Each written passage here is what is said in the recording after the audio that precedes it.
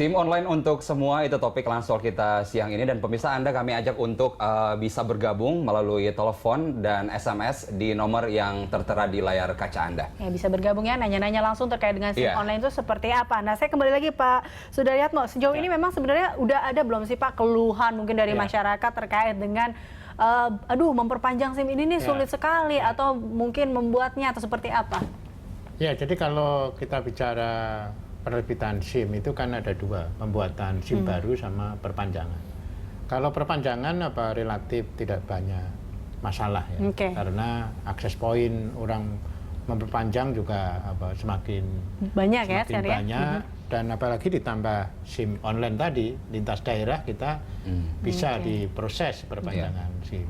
Tapi untuk pembuatan SIM baru ini yang memang beberapa keluhan seperti ujian beberapa kali gak lulus-lulus. Itu yang ya menurut saya memang kalau dalam pandangan lembaga konsumen bikin SIM itu memang harus susah karena ini menyangkut susah ya. Betul. Bahkan karena akibat yang ditimbulkannya juga tidak kecil ya. Lulus ujian SIM itu dirayakan karena memang itu sesuatu yang menurut saya juga harus begitu. Asal jelas saja bahwa kalau dia nggak lulus itu kurangnya di mana seperti itu. Oke, ujian nggak lulus hingga akhirnya ada yang berani untuk membayar. Nah, ini kan berarti membayar ke siapa dan bisa juga ke calo. SIM online ini bisa nggak sih Pak atau nggak mengurangi calo itu, Pak Iqbal? Ya, semangat untuk itu jelas ada. Bukan hanya SIM online, SIM gerai SIM atau SIM corner di luar Jakarta atau SIM keliling itu salah satu semangatnya adalah mengurangi praktek-praktek in prosedur itu kan atau calo-calo. Dan begini, saya tadi menggarisbawahi apa yang disampaikan Pak Sudaryatmo bahwa sebenarnya kalau surat izin mengemudi dipersepsikan bahwa SIM adalah akuntabilitas, bahwa ini adalah kompetensi seseorang dapat menyelamatkan dirinya dan menyelamatkan diri orang lain, atau katakanlah pakai istilah responsible riding gitu ya. Nah, sehingga memang betul-betul harus susah kalau SIM itu. Harus susah asal petugasnya sendiri, teman-teman kami betul-betul tidak ada hal-hal yang tanda petik rekayasa. Dan itu sudah dipersiapkan Pak untuk sumber daya manusia dari pihak Polri sendiri? Sudah, kita benar-benar memilih orang-orang yang punya komitmen, integritas moral yang baik yang di dalam melakukan pelayanan SIM tersebut, terutama SIM baru. Karena SIM baru jangan sampai main-main. Kita lihat ada kasus Kopaja beberapa minggu yang lalu kan? Iya, yang tabrakan. Sangat mengenaskan itu. Apakah itu bentuk bahwa seseorang bisa menyelamatkan dirinya atau menyelamatkan diri orang lain? Karena hakikatnya kecelakaan itu terjadi pasti didahului oleh pelanggaran. Pelanggaran kecepatan, pelanggaran batas, pelanggaran rambu-rambu dan lain sebagainya.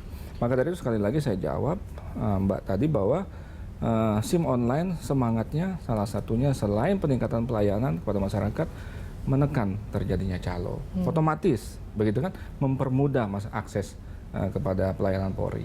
Dengan mudah maka calo pun akhirnya tidak berguna. Berkurang dan tidak ada job ya.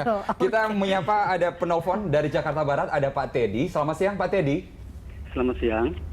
Iya Pak Teddy, silakan, mungkin mau langsung bertanya ke Pak Iqbal ini, silakan. Enggak Pak, saya ingin berkomentar saja sedikit. Terima kasih sebelumnya. Jadi saya kira SIM online ini terobosan yang patut dihargai sekali Pak dari Polri. Saya sendiri sebetulnya KTP Bandung Pak, tapi sering di Jakarta, sering di Tangerang. Jadi kalau ada mau memperpanjang SIM dengan online ini itu sangat membantu. Nah, SIM online ini kan harus kita lihat sebagai peningkatan layanan di administratif. Jangan dulu ditarik kemana-mana gitu loh, seperti misalnya periksa kesehatannya, apakah memenuhi syarat. Kan ketika SIM offline juga tidak sampai kesehatan Pak. Apakah harus diperiksa jantungnya di situ, harus biaya berapa sama Polri disediakan. Jadi jangan kemana-mana dulu lah. Kan lihat, semua orang punya SIM tapi melanggar tiap hari, itu kan masalah moral bangsa aja. Ini memang lagi rusak gitu loh. Nah sekarang kita batasi dulu administratif SIM online mantap Pak, dilanjut Pak, terima kasih. Oke, terima kasih Pak Teddy. Ini Pak Teddy semangat sekali karena dia tinggal pindah-pindah dari Jakarta Barat dan kemana KTP-nya Bandung. Tapi menurut dia ini adalah sistem administratif, nggak perlu dong kalau jangan dulu periksa kesehatan Pak. Ini gimana? Kacamata kami bahwa pelayanan pada surat izin pengemudi berbanding lurus dengan keselamatan. Jadi kami tidak ingin bahwa semangat pelayanan saja ditonjolkan, bahwa keselamatan juga harus kami kuatkan. Maka dari itu surat keterangan dokter itu menjadi mutlak dan mereka hadir pada saat kami melakukan inputting data pada kantor-kantor kami, pada pusat-pusat pelayanan kami melihat fisik daripada teman-teman itu. Jadi bukan persoalan administratif ya, bahwa keselamatan yang paling diutamakan. Betul, keselamatan ingat bahwa SIM berbeda jauh dengan KTP. Kalau KTP jelas identitas, tapi kalau SIM adalah menyangkut kompetensi Ya. seseorang. Authority seperti yang dikatakan Bapak tadi. Oke, nah ini kan kita juga lihat tadi sempat ngebahas mengenai SIM yang dibawa juga adalah SIM yang mau diperpanjang. Kalau SIM-nya udah mati gimana Pak? Nah itu, terima kasih sudah diingatkan bahwa ketika SIM-nya sudah mati selama 3 bulan, 3 bulan? Ya otomatis sistem menolak. Mereka harus bikin baru lagi mereka berarti? harus bikin baru lagi. Jadi kita harus disiplin ya di dalam melakukan pembinaan terhadap keselamatan mengemudi. Maka dari itu kita sudah rancang ketika SIM tersebut mati, segeralah untuk memperpanjang. Karena ini terkait dengan kemampuan seseorang mengemudi. Begitu. Jadi kadang-kadang persepsi masyarakat pengguna jalan, saya bawa SIM bukan untuk menyelamatkan, maaf. Saya bawa SIM takut polisi. Gitu kan. Ayo, gitu kan. Ya fungsinya. Polisi, tapi tidak. SIM itu adalah kompetensi kita untuk menyelamatkan diri kita, atau katakanlah kita berprofesi sebagai pengemudi taksi. Kita menyelamatkan diri kita dan bertanggung jawab pada nyawa orang lain, penumpang. Oke. Gitu. Kembali lagi ke Pak Sudaryatmo, ini kalau kita lihat memang tadi Pak Teddy saya tadi sudah mengapresiasi dengan adanya pelayanan terbaru ini. Tapi mungkin mempertanyakan lagi, Pak Iqbal bilang ini bisa menjadi menekankan calo juga nih. Kita kembali lagi ke calo nih jadinya. Tapi kalau Anda lihat sendiri, ini mampu nggak sih Pak Sudaryatmo untuk menekan calo dengan sistem online ini? Ya sebenarnya kan fenomena calo itu biasanya muncul ketika pertama tidak ada kejelasan soal lama proses dan biaya, itu satu. Kemudian yang kedua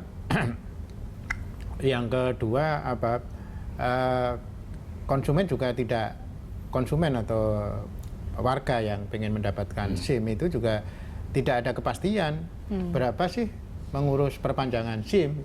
Tapi sepanjang itu tadi transparan, jelas dan predictable, orang juga bisa membagi waktunya. Pantauan Anda selama ini di tubuh Polri sendiri seperti apa? Transparansi untuk biaya, kemudian apapun yang menjadi kewajiban dari masyarakat seperti apa? Iya, sebenarnya begini, kalau untuk tadi kan ada pembuatan SIM baru sama ada perpanjangan. Ya. Kalau perpanjangan relatif tidak ada masalah. Di SIM baru memang harus banyak perbaikan, termasuk soal kriteria lulus tidak lulus itu harus transparan menurut saya. Termasuk juga tadi materi yang diujikan itu kebetulan YLKI sekitar 3 bulan yang lalu diundang Korlantas untuk mengkaji ulang semacam materi ujian SIM, kurikulum. Ya, semacam kurikulum. Mengundang psikolog Pak Sarlito, terus mengundang teman-teman pakar transportasi. Memang jadi tidak cukup ketika kita mendapatkan SIM itu hanya diuji soal skill dan knowledge. Knowledge itu ujian tertulisnya, skill ujian prakteknya. Tapi juga kalau kita lihat kondak perilaku di lalu lintas itu sudah saatnya juga tadi safety awareness sama attitude atau safety driving lah defensive driving itu harus dari ujian SIM itu harus diinternalisasi, sehingga ketika dia mendapatkan SIM itu juga harus dipastikan bahwa dia punya attitude yang bagus untuk supaya nanti di jalanan kita tidak menemukan lagi ya, Ya. driver yang kemudian berantem sama Berarti driver untuk lain ya. perpanjangan SIM pun keselamatan ataupun kesehatan dari si betul. perpanjang yang Betul. ingin memperpanjang SIM Betul. juga diutamakan juga seperti itu. Bahkan kita minta kepada teman-teman polisi itu begitu ada insiden itu dibuka SIM-nya yang melakukan pelanggaran tadi, di mana sih SIM-nya dikeluarkan, hasil ujiannya di mana, dokternya siapa yang memeriksa, biar akuntabel bahwa dia Transparan memang ya. dia memang cakap, dia memang punya kecakapan untuk mendapatkan SIM tadi kan gitu. Dan selama ini belum ada tindakan seperti itu. Ya, ini yang kita supaya kalau jadi, dan saya yakin juga teman-teman polisi juga bisa punya kebanggaan ketika dia bisa membuktikan bahwa dalam proses pembuatan SIM dia sudah melakukan yang ini buktinya, hasilnya ini, tanggal ujiannya segini di Polres ini, ujian prakteknya begini. Berarti ada data-data di situ. Betul. Nah, data-data ini kan harus dimiliki juga oleh pihak polisian, di antaranya juga data-data terkait dengan iktp atau KTP. Ya. Nah, seperti apakah data-data itu, kita akan membahasnya Pak Iqbal dan juga Pak Sudaryatmo. Kita akan kembali pemirsa usai jeda pariwara.